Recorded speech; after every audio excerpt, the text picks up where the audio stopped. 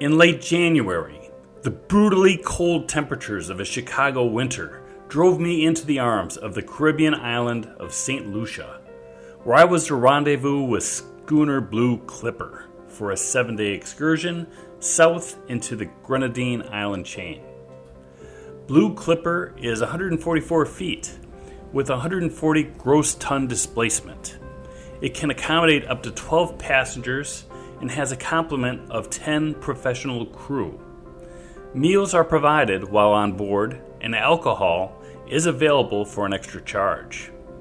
The ship's signature rum punch was especially delightful. On a Friday afternoon, a short dinghy ride brought myself and 5 other passengers to where Blue Clipper was anchored. 2 passengers were already aboard. We were brought into the main salon and were provided with a welcome aboard brief. We were all then shown to our cabins to get acclimated with our surroundings. Dinner was served to us while we remained anchored, and the ship departed for our first destination at midnight. We arrived to our first destination in the early morning hours at Chateaubelair, St. Vincent. After breakfast, we were shuttled to the island amidst a short rainfall. Short rain showers were characteristic during our voyage through the Grenadines, but it often acted to cool us off from what would otherwise be a hot day. It was never a long wait to again see the sun.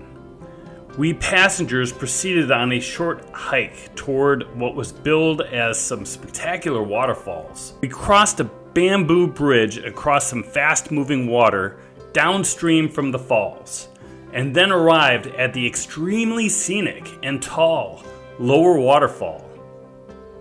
The water was cool and refreshing, a stark contrast from the naturally heated mineral water of the volcanic area of Soufriere. A second waterfall was a short hike further up the incline, where we again took some time to enjoy the pleasant feel, sounds, and sights of the refreshing water falling across an island cliff face. We raised anchor around midday and headed for the scenic destination of the Tobago Cays. The wind was sporty and the ship exceeded a 10-knot speed over ground milestone, with the trade wind slightly behind us. We anchored well after dinner in the lee of a small island called Petit Rameau. The reef and sea life is particularly robust in this area, which is why it is a fairly popular destination for cruisers and tour boats in the area. After breakfast, our complement was shuttled via dinghy through a cut to Mayreaux Beach, a small island with little wind or sun protection and a stone's throw away from where we were anchored. The morning was spent snorkeling along a reef rich with sea life. I saw a few turtles, sea urchins, and a puffer or two. We were shuttled back for lunch and departed for a short sail west to a neighboring island of Mayreaux, where we broke out the kayaks, set up rum punch on the beach, and watched a spectacular sunset. Before first light, the ship's anchor chain experienced a failure, and the anchor watch had to wake the captain to deploy a second anchor over the original location. At daylight, the recovery operation commenced and was successfully concluded within 2 hours. The next 2 days had a weather forecast of accelerated trade winds up in the high 20s to mid-30s. Reefs were set in the main and schooner gaff-rigged sails. Had the wind forecast been friendlier, we would have sailed north only a few miles to Canouan.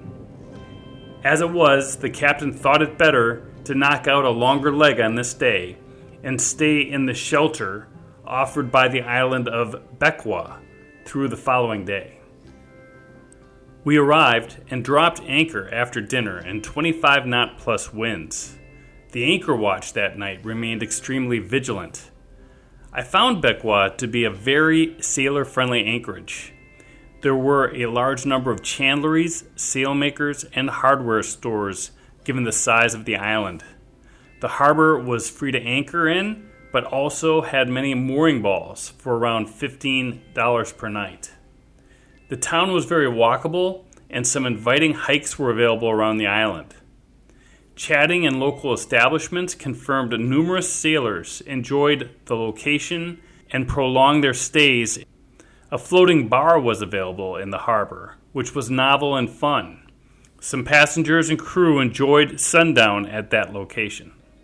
The next day, we made our way up along St. Vincent to Wallilibou anchorage, which was a small and seemingly popular bay.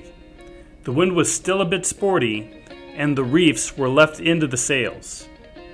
This bay seemed to be a consummate Caribbean anchorage and a scenic spot to watch the sunset. Indeed, Hollywood used this location to film a scene from Pirates of the Caribbean. Numerous passengers and crew went out for either a swim or a paddle during the afternoon after our arrival. We were also trained at this point to use the harnesses and go forward on the bowsprit. The captain was resolved to depart this pristine bay at midnight so that we could make our way northeast and clear back into our original departure point of Soufriere, St. Lucia.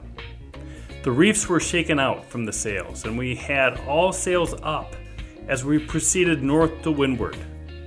Myself and some of the other crew members leveraged our training from the preceding day to spend time forward on the bowsprit, under sail. The sail was pleasant, and we arrived in Soufriere around 2:45 p.m. Soon after, we received training and permission to climb the masts. A shared adventure with some unexpected challenges is, I think, what might characterize most sailing trips, and this was no exception.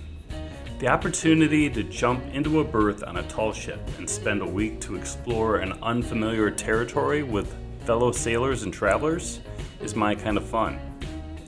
I envy the crew who have built up a significant camaraderie in so short a time. My thanks to Maybe Sailing and Venture Sails for facilitating this wonderful experience.